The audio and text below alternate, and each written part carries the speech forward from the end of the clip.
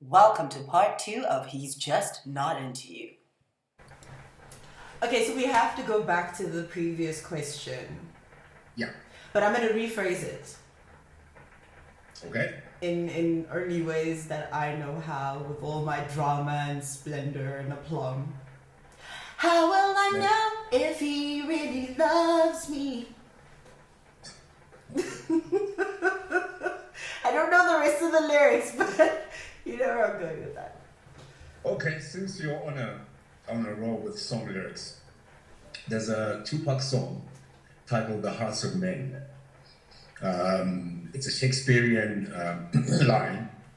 I can't remember from which Shakespeare play it is, but the full line goes, "The hearts of men, who knows what evil lurks within them," right? So it's extreme, but you know, you never really know because we are so multidimensional, all of us, right? No one is what's the word again? Homogeneous, for lack of a better word, right? There's so many layers to us. Shrek said it, it's like a life, it's like people are like onions, you peel and then there's another, and then you peel and you peel. So because we are so multi-layered, at least I think, someone might be looking for something from you. And it may not be the same thing that you're looking for from them or that you're expecting from them. However, having said that, I think that everyone we meet in life teaches us some kind of lesson. Mm-hmm. And some lessons will keep coming back if you're not learning them.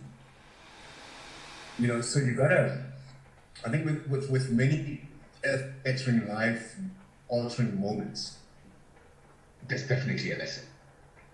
Right? It's not everything and everyone who will give you a lesson, but those that are earth-shattering and life-changing are lessons, but by their nature, because they're life-changing and earth-shattering. So if we don't pause for a second and think, okay, what was that about? Then this will keep happening over and over and over again.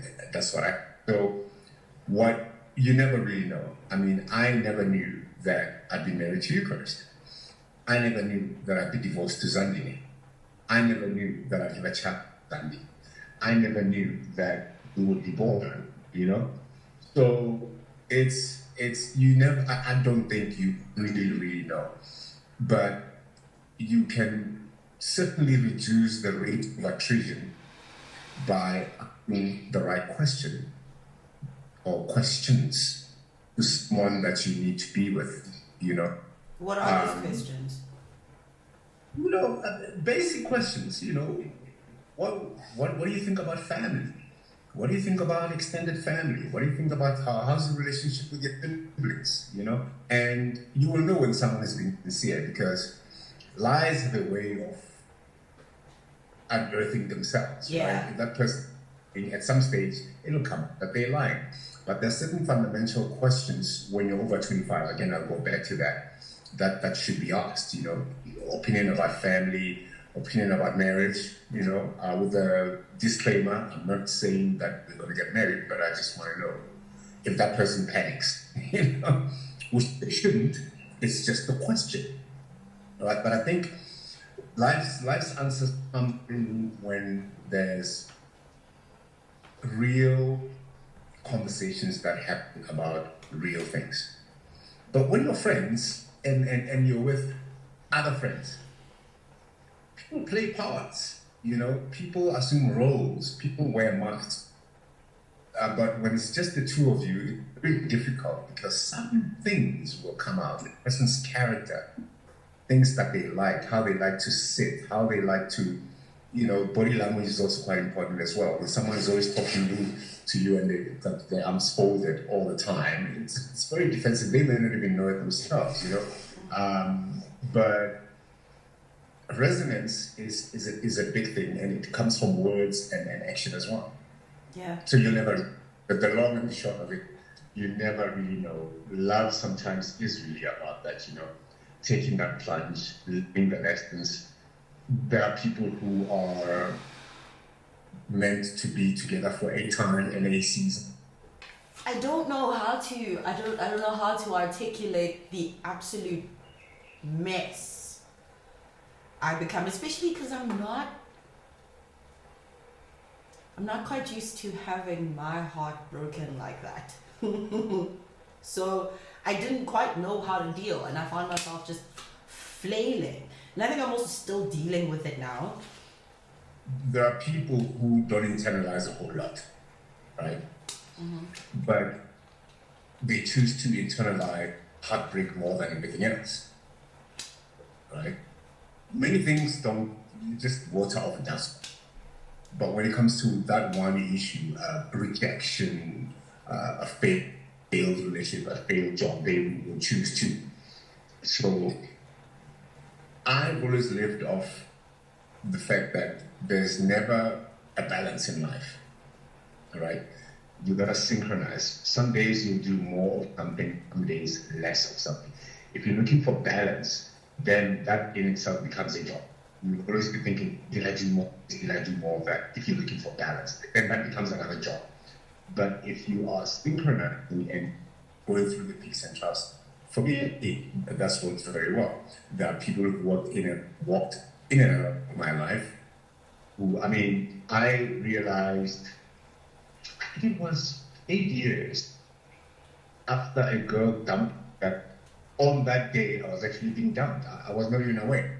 It's only 8 years later that I realized that I was being dumped. We were driving in the car from this Cape Town CBD, and she kept insisting on playing the Usher song, Let It Burn, you know? She really likes the song. She really, really likes the song.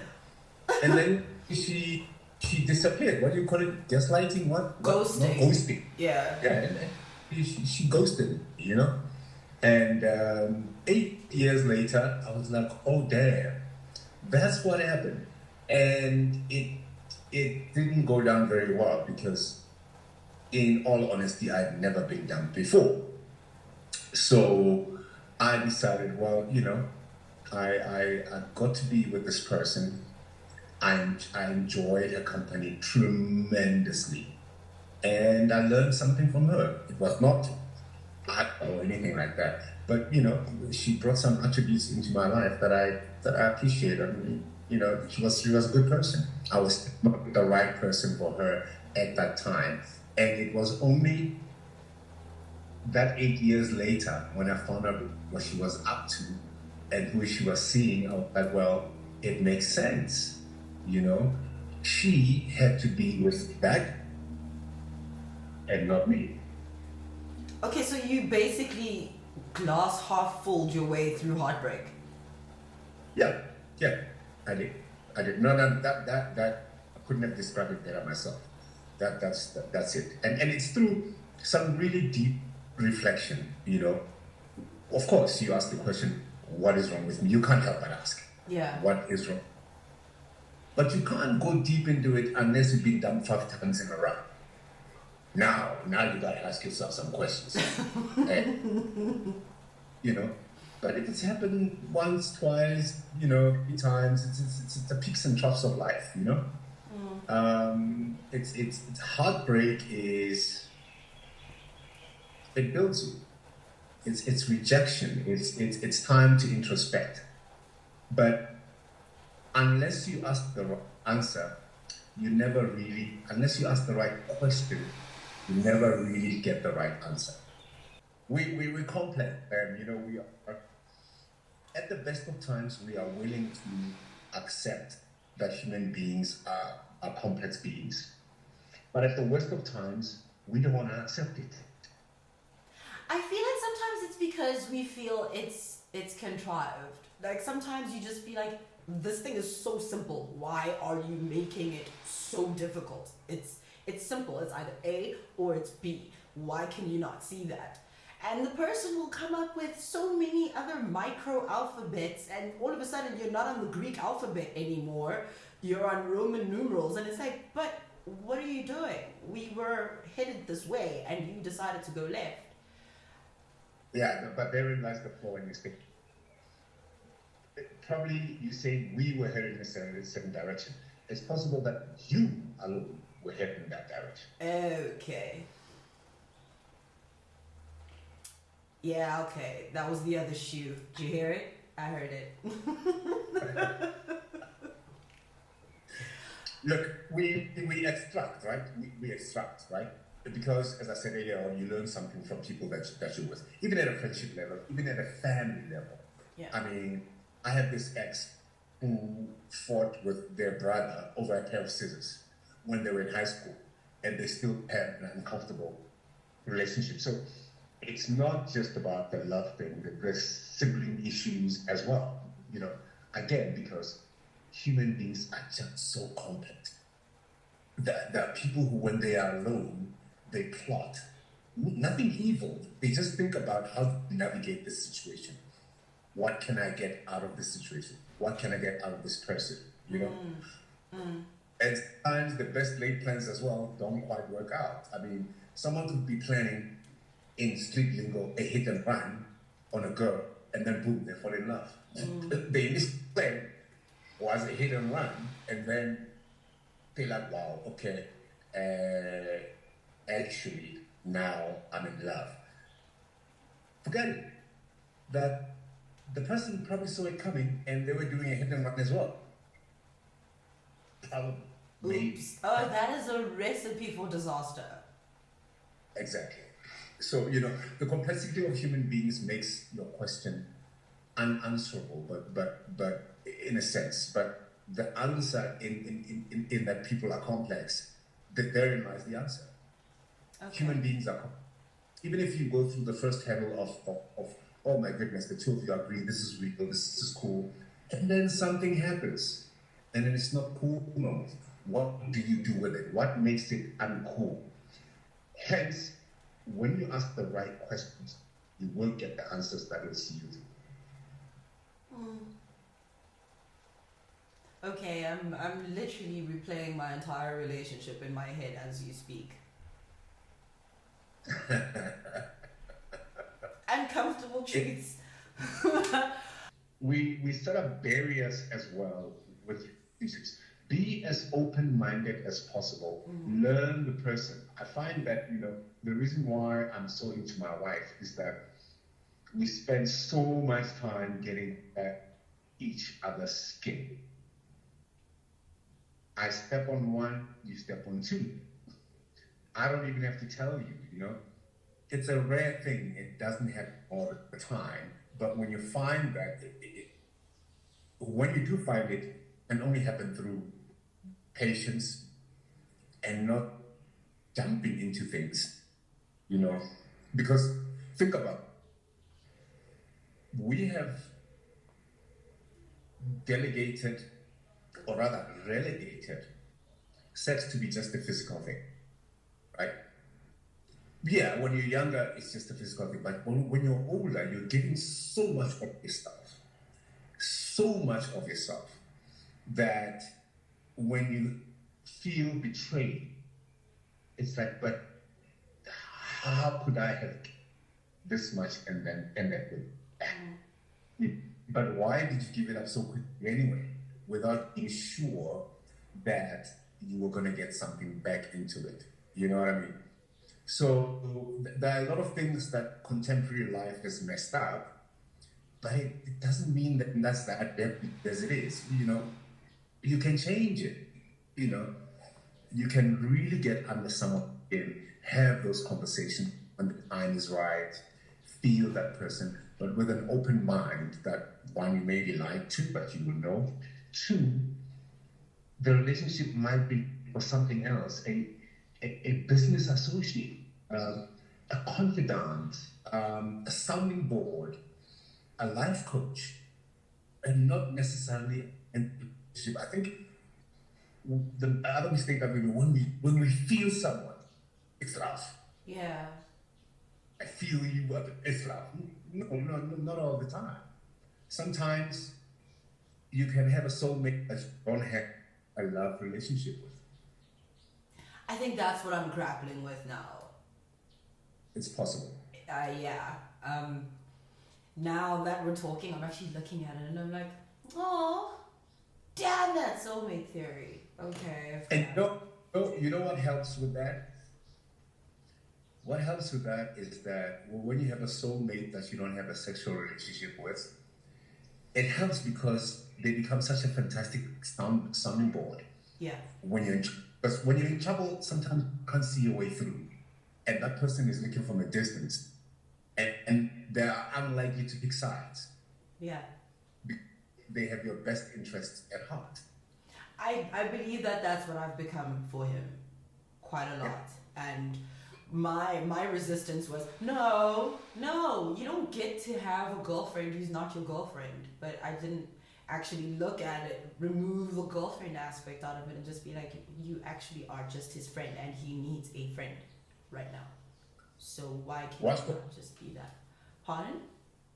Watch what's going to happen.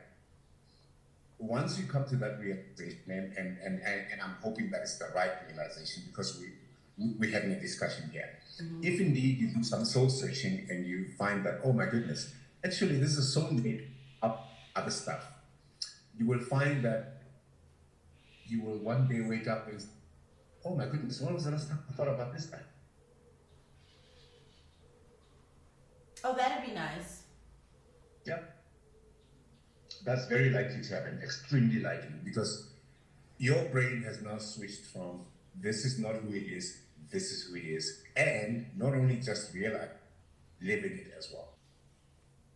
You won't be so compelled to check up on him, you know. Yeah. And when I say check up on him, I don't mean, you know, it's like, you know, a friendly, how are you doing, are you okay, kind of thing. You'll end up asking yourself, geez, when was the last time I actually found out how he was doing? Yeah. You'll be so that you've moved on from the love thing and not so much from that soulmate thing.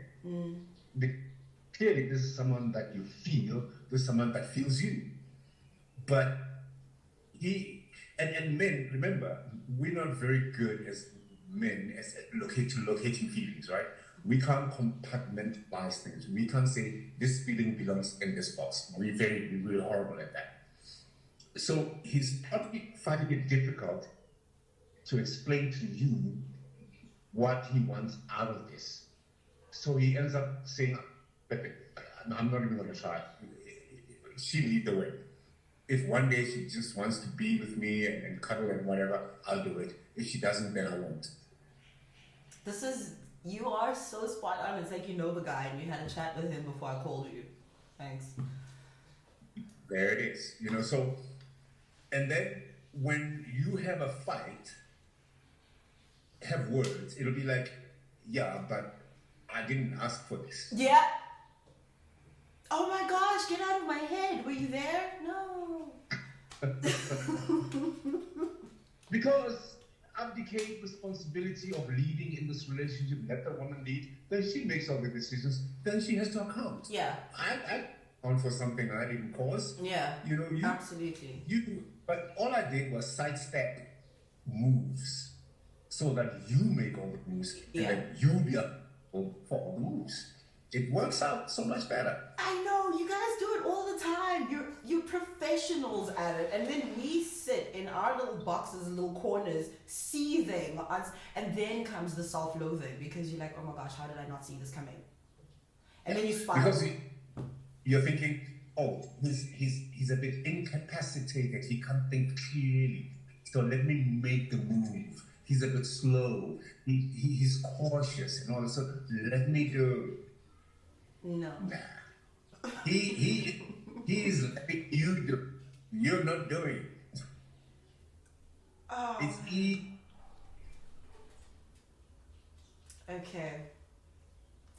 Okay. I'm gonna go and think about what I've done. Wow. Okay, I need to cook for a 10-year-old now. One last thing. Yeah? Sometimes in love, there is right person, wrong time. Yes. Sometimes. Okay, gosh. Okay, I was too quick to agree there. All right. Sometimes. Tell me about this right person, wrong time. Tell me just... I don't know much about it. I just know that had I waited perhaps and gone through some real soul searching and delving into love, that deep quan thing with my first wife. Um, at a later stage, it would have certified even better. I didn't even know who I was when I got married. You know, I hadn't really settled in my head what kind of family I wanted. All I knew was that I wanted family because my parents were so bad at it. I have to be good at it, you know.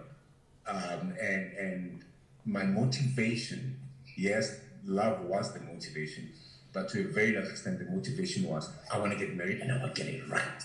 Yeah. But that's not why one should get married. So, right person, wrong time. Okay. Right person, wrong time. Okay. I'm not I'm not thinking about it. I'm not plotting. I'm not scheming. I'm just gonna let go.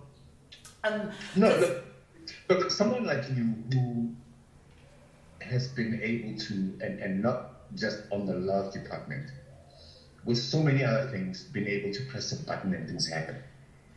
Go to school and hit those marks. Focus on a project and it works. Love is not a project. So you will get frustrated because you are operating at a project level. Like, but I've done all the right things. I did 1 + 1 is 2. Why is it turning out to be 50? Then you frustrate yourself, you know. Love has never, ever, before I was born, before your grandmother was born, before your great, before Adam and Eve, love has never made sense. There's no logic in love. Yeah. I was about to try and rationalize my way out of that one, but I have been told, I've been told, even he told me, he was just like, Clementine, you can't control everything. Not everything is a plan and lists and post-its and stuff. But I mean, everything else in my life works out great that way. But it's fine, I concede. It's typical guy statement. This is a guy who probably knows that you're the right person, but there's something that's holding him back. Maybe he has fear of failure as well. Look, he's got his own encumbrance, right? You just don't know what they are. And that might be part of the problem, you know? So, Clem, you just kind of take it easy and you know, think about how you're going to work this through. Because you don't know what his encumbrances are to that level of reality where you have looked at what kind of a person am I dealing with here? You just know a friend, someone that you're close with and all, but what about his dark side? What about his fears in reality? He could be the right guy at the right time, but he may need, and I'm contradicting myself here, he may need to get over some hurdle. But that's his risk, that's his journey, not your journey. Ooh, I feel that. That was another one of those. I've actually been trying to I've been trying to make peace with that as well, because there are some things that I do know that are encumbrances to him or for him, and typical Clementine, I want to jump in and fix it for him. I want to jump in and be like, okay, this is what you do, here's the plan, step 1, step 2, step 3, and I have to now actually just step back. And I've been doing that quite a lot with a lot of the things that he's been talking to me about. And I'm now stepping back because I'm like, this is not, first of all, he's not yours to fix. Can't fix a human. Can't do that. Yeah. And I need to stop being consumed by him as a project, because I really do have my own stuff. And the moment the lines blur, that's when, and then he goes, but I didn't ask you to. Then it's be like, listen, I parked my stuff so I could do your stuff, and this is what I get from you. So I'm working through that one too. Look, of all my daughters, my closing statement, right? Let me turn on the light before my closing statement. You are so dramatic. I love it.